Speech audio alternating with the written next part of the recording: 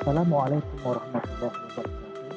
Halo siswa sekalian, jumpa lagi kita dalam video pembelajaran untuk siswa SMP kelas 7.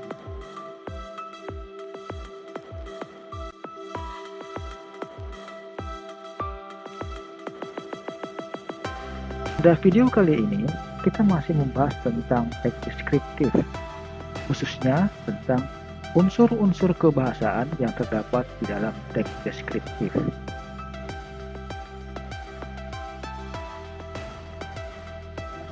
Materi ini masuk ke dalam KD 3.3, yaitu membandingkan fungsi sosial, struktur teks, dan unsur kebahasaan beberapa teks deskriptif lisan dan tulis dengan memberi dan meminta informasi terkait dengan deskripsi orang, binatang, dan benda sangat pendek dan sederhana sesuai dengan konteks penggunaannya. Adapun tujuan pembelajaran video kali ini mengidentifikasi unsur-unsur kebahasaan yang digunakan dalam teks deskriptif.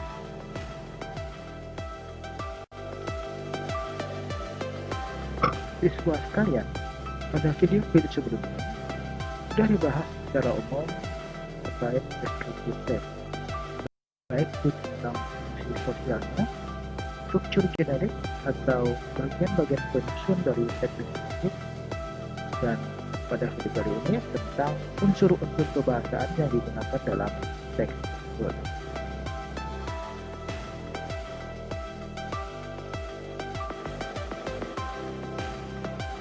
Ketika kita membuat sebuah teks deskriptif, kita harus tahu unsur-unsur kebahasaan apa saja yang sering digunakan. Nah, di dalam teks deskriptif ada beberapa unsur-unsur kebahasaan yang sering digunakan, yaitu ada specific participant, kemudian ada penggunaan kata sifat atau adjektif, kemudian ada penggunaan simple present tense, ada kata kerja tindakan atau action verb, dan juga ada figurative language.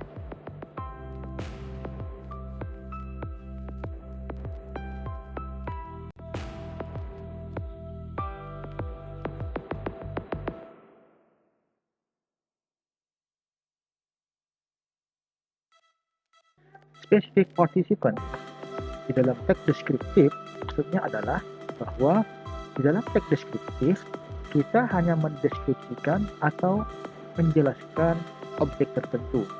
Misal, kita ingin menulis teks tentang kucing, maka specific participant atau objek tertentu yang kita akan deskripsikan, baik mengenai bentuk, warna, bulu, dan sebagainya, adalah kucing itu sendiri.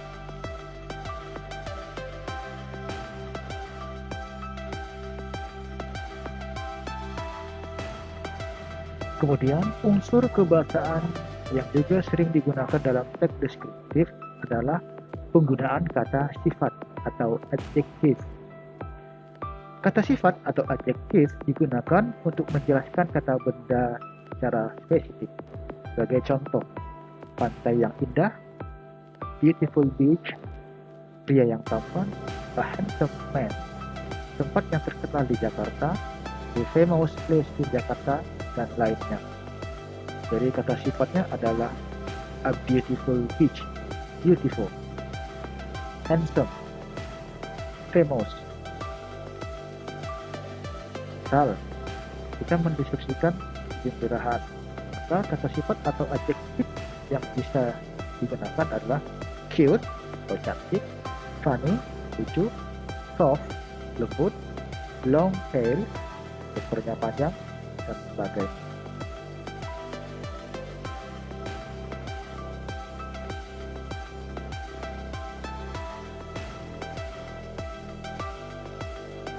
Selanjutnya, unsur kebahasaan yang juga digunakan dalam teks deskriptif adalah penggunaan simple present tense.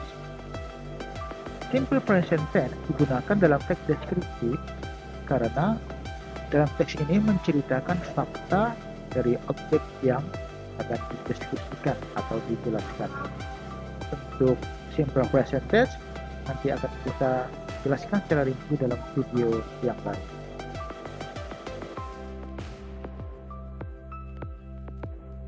Kemudian unsur kebahasaan lainnya yang digunakan dalam teks deskriptif adalah kata kerja tindakan atau action verb.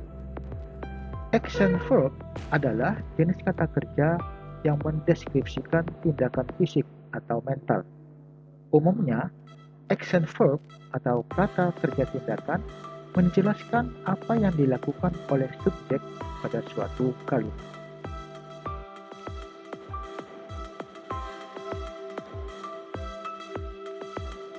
Kemudian terakhir, unsur kebahasaan yang sering digunakan dalam teks deskriptif adalah figurative language.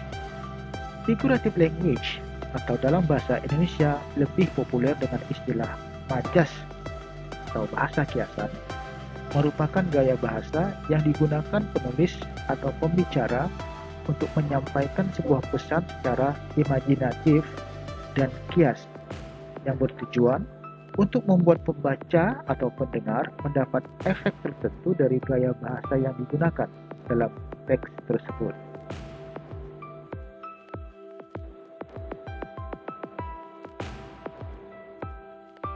Baik siswa sekalian, demikian video singkat terkait materi kita hari ini, yaitu tentang unsur-unsur kebahasaan dalam teks deskriptif. Semoga bermanfaat. Thank you for watching and see you.